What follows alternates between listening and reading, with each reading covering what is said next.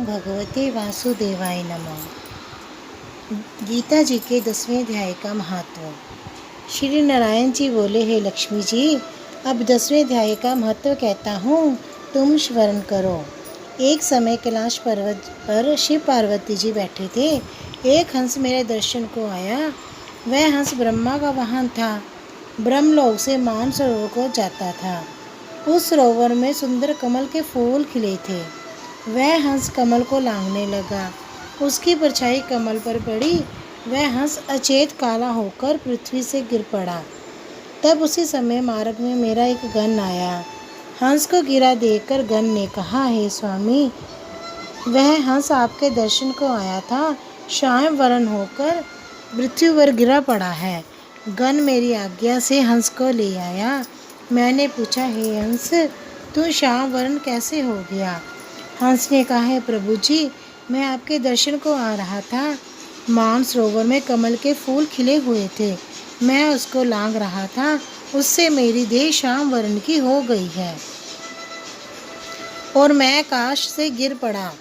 कारण मैं नहीं जानता। ये सुनकर शिवजी जी महाराज हंसे।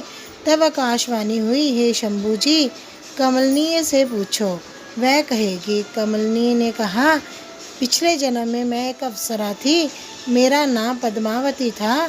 उस समय श्री गीता जी के किनारे एक पंडित जी स्नान करके गीता जी का रोजाना 10वें अध्याय का पाठ किया करता था। उसके तेज से राजा का सिंहासन हिल गया। तब इंद्र ने मुझे आज्ञा दी, तू जाकर पंडित जी की तपस्या भंग कर।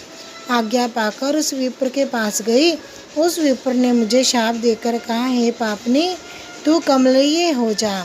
उस समय मैं कमलीय हो गई। तभी से मैं गीता जी के 10वें अध्याय का पाठ करती हूँ।